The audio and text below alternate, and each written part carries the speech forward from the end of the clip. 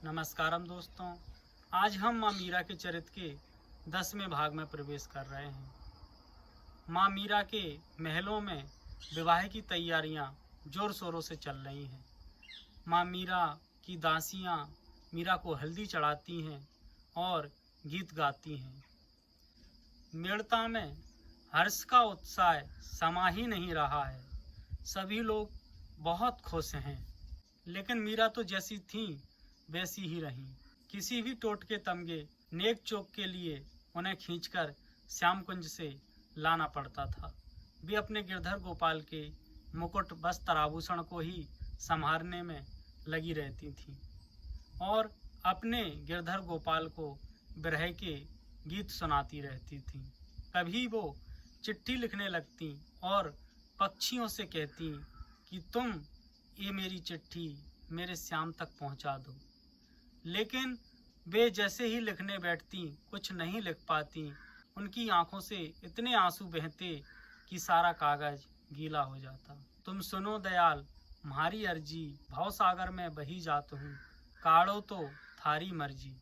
या संसार सगो नहीं कोई, सांचा सगा रघुवीर जी।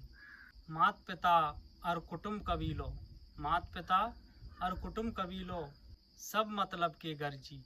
मीरा की प्रभु अर्जी सुन लो, चरण लगावो थारी मर्जी, चरण लगावो थारी मर्जी। इस तरह विरह के गीतों को मीरा गिरधर गोपाल को सुनाती रहती हैं। एक दिन उनकी एक दासी दौड़ी हुई आई। उसके चेहरे पर प्रसन्नता का भाव है। मीरा को वह पुकारती है। मीरा उसके चेहरे पर प्रसन्नता देखती हैं और उससे पूछती हैं, क्या हुआ? दासी कहती है कि जिन संत ने आपको गिरधर गोपाल जी भेंट किए थे, वही संत मेड़ता पधारे हैं।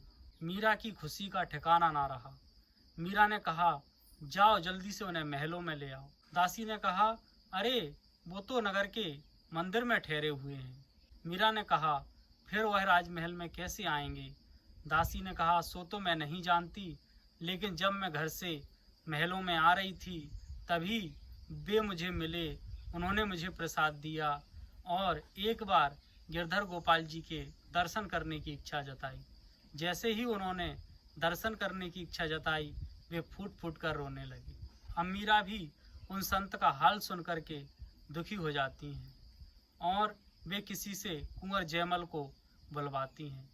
उन्होंने कुंवर जयमल से कहा कि भाई जी, मुझ पर एक एहसान करो।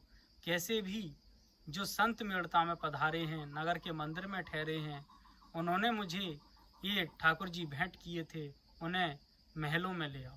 कुंवर जयमल जी कहते हैं, आपकी शादी के रीति रिवाज चल रहे हैं और विवाह के समय संत दर्शन शुभ नहीं होता, ऐसा कहते हैं। इसलिए यदि कोई भी बात हुई तो सभी मेरे सिर आएगी, सभी लोग मुझ पर ही चिल्लाएंगे। मैं ये काम नहीं कर सकता हूँ। मीरा जी प्रार्थना करती हैं और उनसे कहती हैं कि ऐसा कुछ नहीं होगा, संत दर्शन से कभी कुछ अशुभ नहीं होता है। मैं आपसे यह प्रार्थना करती हूँ और आपको वचन देती हूँ कि कुछ भी ऐसा नहीं करूँगी जिससे कि मेरी शादी में विघ्न आए। आप कृपा करें और उन संत को महलों में ले आएं। कुंवर जयमल कहते हैं, ठीक है जीजासा, आप कहती हैं तो मैं उन्हें ले आता हूँ, लेकिन किसी भी प्रकार का कोई बखेड़ा खड़ा नहीं होना चाहिए। आप भावावेश में बहकर रोने गाने चिल्लाने मत लगना, वरना बहुत कुछ गलत हो सकता है। मीरा ने पुनः आश्वासन दिया और कुंवर जयमल उन संत को लेने जाते हैं और संत ने जैसे ही श्याम कुंज में प्रवेश किया तो उनकी पहली दृष्टि मीरा पर ही पड़ती है। मीरा वस्त्र आभूषण पहने हुए सजी धजी बैठी हुई थी। संत ने उन्हें देखा तो ऐसे लगा जैसे देवी भगवती सामने विराजमान हो। जिस समय संत ने ठाकुर जी मीरा को भेंट किए, मात्र वो 4 साल की थीं और अब वो 15 साल की हो चुकी हैं। मीरा संत को प्रणाम करती हैं और फिर संत की दृष्टि ठाकुर जी पर पड़ती है।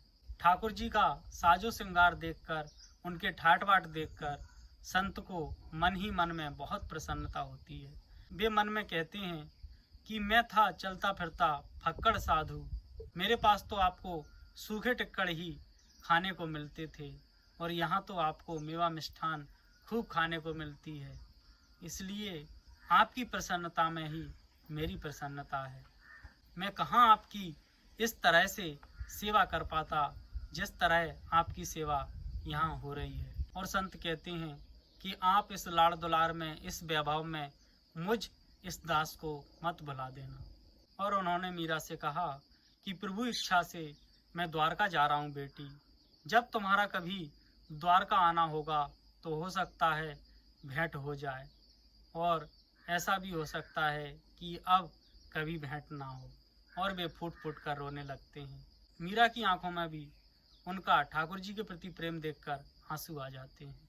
संत जाने की कहते हैं तो मीरा उन्हें भोजन प्रसादी ग्रहण करने की प्रार्थना करती हैं। संत ने भोजन प्रसादी पाई और उसके बाद में वो द्वारका के लिए चले जाते हैं। मीरा के जीवन की आगे की चर्चा हम आगे के भाग में करेंगे। धन्यवाद।